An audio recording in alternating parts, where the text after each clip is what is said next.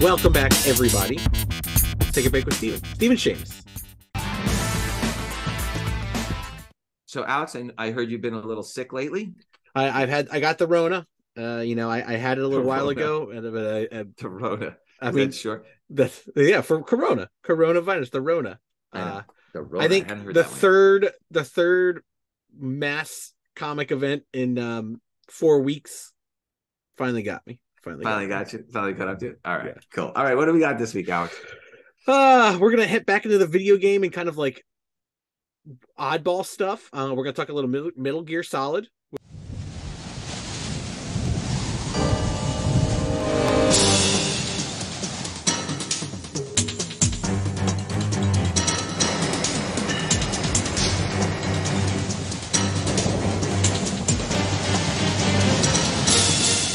Which is a new one for us.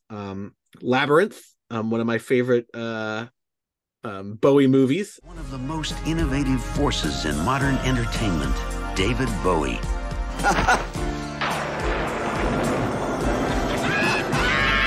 Together, they will take you into a dazzling world of fantasy and adventure. There's nothing to be afraid of. Avengers Forever, specifically, we're going to talk about Kang. And then The Mask, something we probably really never even spoke about. But now... Hey, you! What are you doing down there? I'm just looking for my mask! all that is about to change. Because Stanley Ipkiss is not the man he used to be. Smoking!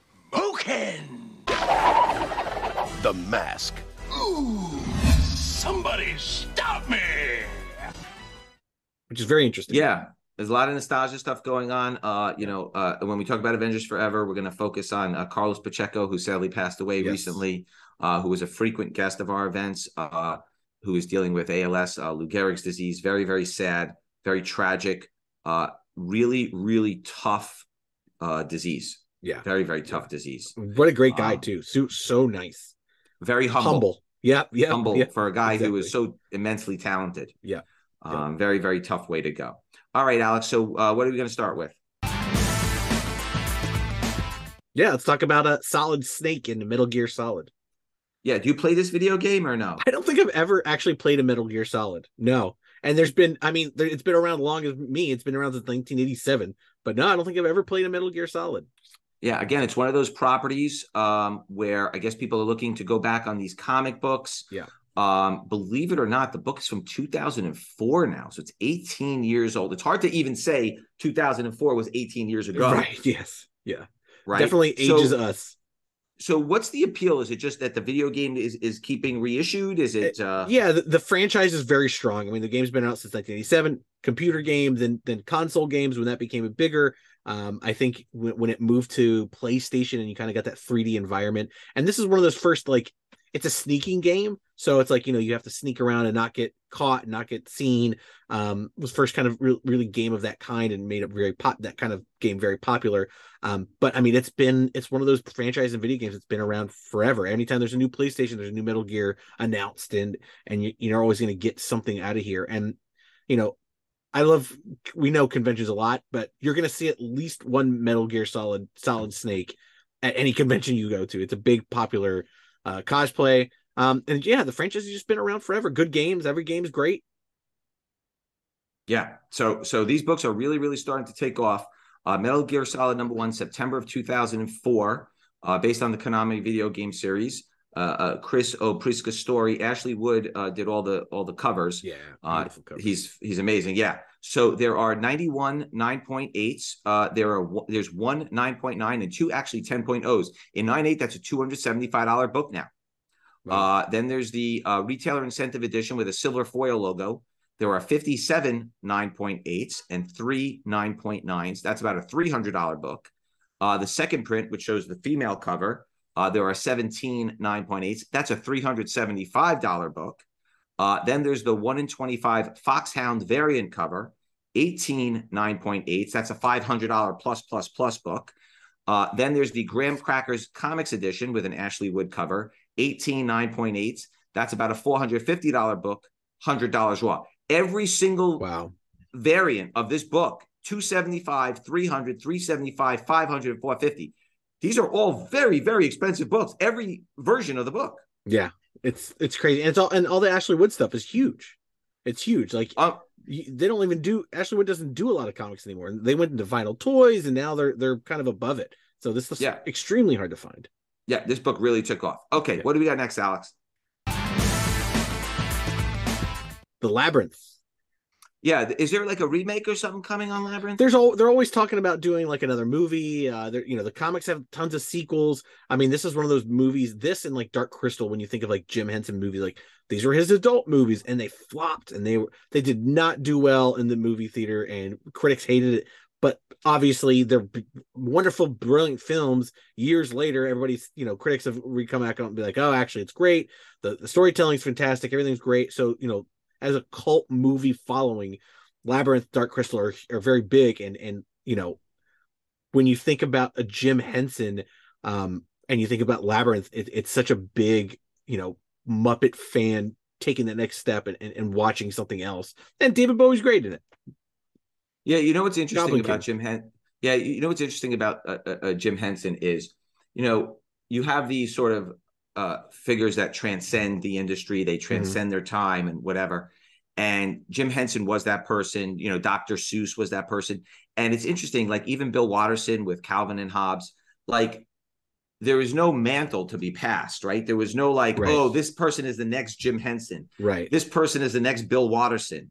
This person is the next Dr. Seuss, right? It was sort of like this flash of lightning, and no one has been able to recapture the Jim Henson magic the way Jim Henson did it himself. Yeah, totally. Yeah, it's just one of those things where it's like, how come there hasn't been another Todd McFarlane? How come there hasn't been another Stan Lee?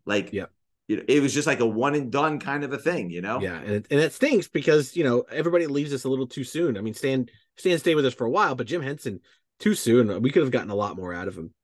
Yeah, and I do wonder how long the McFarlane signing is going to be at CGC. I suspect it's going to be. I suspect it's going to be a week plus this time. I was going to say, yeah, it might be a while. Might be a while. Plus what he did at New York Comic Con, which I heard was pretty significant too. Yeah. Okay, Labyrinth, the movie, #1, November of 1986.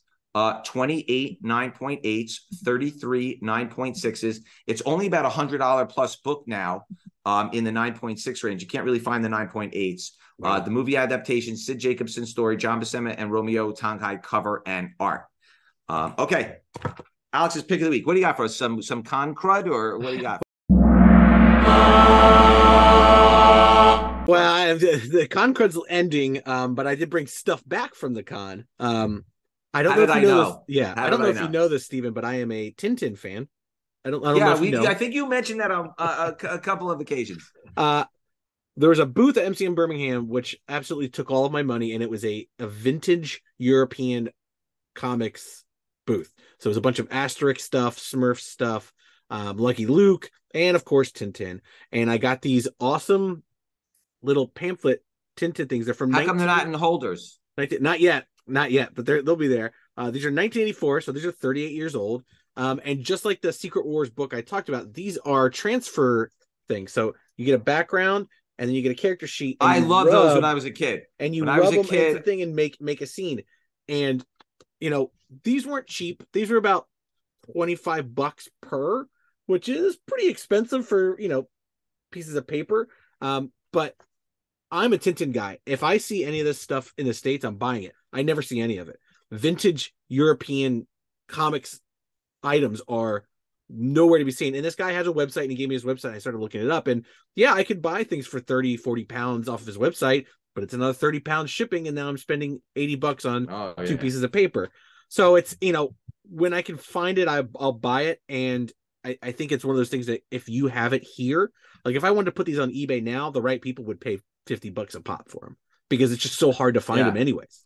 When I was a kid, those rub-ons and the Shrinky Dinks. I used to love the Shrinky Dinks and the rub-offs. Yeah. By the way, a future show, I found a Bongo Comics, from 1990 something, signed by Matt Groening. Whoa. It was like a preview to whatever. He did 500 of these things. Because you reminded me because it looked like the same size and format. I'll bring one of those in the future. Yeah, maybe yeah. I'll do Steven's pick of the week. There you go. No problem. I would love to see a picture of that. That's what we're gonna do. We'll do Steven's pick of the week down the road. Okay, what's next, Alex? Avengers Forever. Yeah, I think you're starting to see all the commercials now with Jonathan Majors as Kang. Yeah. This issue in particular, because of the cover of Kang, it seems to be the cover that everyone is chasing. Yeah. And then the Carlos Pacheco element of it, everybody is going after this particular cover in particular. I know we've talked about Kang in the past, but everyone seems to be centered on this particular cover. So let's first talk a little bit about Carlos Pacheco, and then let's talk a little bit about Kang and this particular book.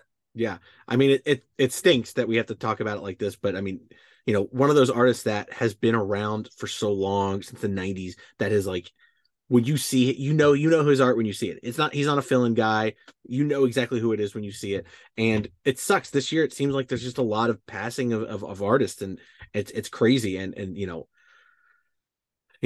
just get old. It's just time goes on, and it sucks because, again, we talked about in the beginning of the show, he's just like one of those nice, humble guys that would just sign everything, talk to you, shake your hand. I know we would have him and Jesus Marino, I think, at a lot of shows together, because Carlos would do the penciling and Jesus would do the inking. At some point, Jesus did take over the penciling responsibilities, but Carlos was always a wonderful guest, always gracious for the fans, and a guy who really loved who he was and loved doing what he was doing. Like, he loved being Carlos Pacheco. I think he loved who he was. And he brought joy to so many people. Okay, so Avengers Forever #1 from December of 98. It's the Carlos Pacheco Kang Westfield variant cover. There's only 15 9.8s. It's about a $225 book, but it's moving. It may not, it's probably way more than that today. First appearance of the new Captain Marvel in cameo on the last page. Kurt Busiek's story, Carlos Pacheco, and Jesus Marino art, of course. Yep. Yeah. All right, what are we closing out with today, Alex? The Mask, probably one of my favorite Jim Carrey movies, if not number one for me. If not number one. Yeah, you're starting to see, I mean, even the Ninja Turtle stuff keeps going, like all that stuff, it just keeps going and going and going. The people are of age now. They've grown up. They're remembering the Jim Carrey films. I don't think there's anything in particular that's putting the Mask over the top, other than it's just a nostalgia vibe. It's a great character, Alex. Talk about the character a little bit. Yeah, I mean, the Mask, I mean, everybody's seen, if you've seen the movie, you kind of understand. And the book is a little different. The person that wears the mask kind of becomes more of a crazed villain almost.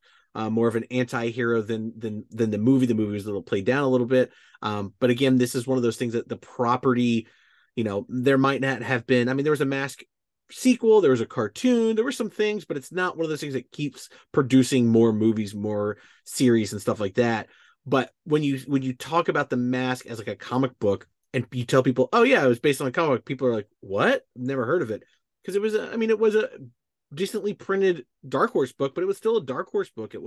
It's an independent comic, and unless you knew it was based on a comic, the movie is more prominent in everybody's minds. So you go back and you're like, oh, I love that movie, let me go buy the books, and you realize they're independent books and they're not easy to find. Yeah, and these books are from 1989 at this point. Yeah. Wow. So Mayhem #1, and it's funny, I was working in the shop at that time. For some reason, I don't remember. When I saw the cover to Mayhem 1, and I'm pretty good visually, I don't remember that cover. This must be a very, very tough book to find. So Mayhem #1, May of 1989, only 17 9.8s, about $1,000 in 9.8 hours. A 9.0 just sold for $400. 4-part Stanley Ipkiss, who becomes the Mask storyline, begins. It's a Chris Warner cover. I think Chris Warner did a lot of the Dark Horse covers back then. I think he did Aliens and Predator as well. I was just going to say the same thing. Yeah. He did the Aliens and Predator covers. Yeah. Doug Mahnke worked on the book. So a lot of familiar names. So that's an expensive book. Then Mask #1 came out in August of 1991, about 2 years later. There are 31 9.8s. That's about a $200 book. First appearance of Lieutenant Kellaway as the Mask. John Arcudi story, Doug Mahnke art. And then Mask Returns #1, October of 1992, 8 9.8s. That's about a $200 book, about $120.96. There's a Masked Centerfold insert, John Arcudi story, Doug Mahnke cover and art. So I think that does it for today, Alex. If you have any questions or comments, please leave them in the field below. Thank you for joining us today, and we will see everybody next week, same bat time. Same bat channel. Bye, guys. Happy Thanksgiving.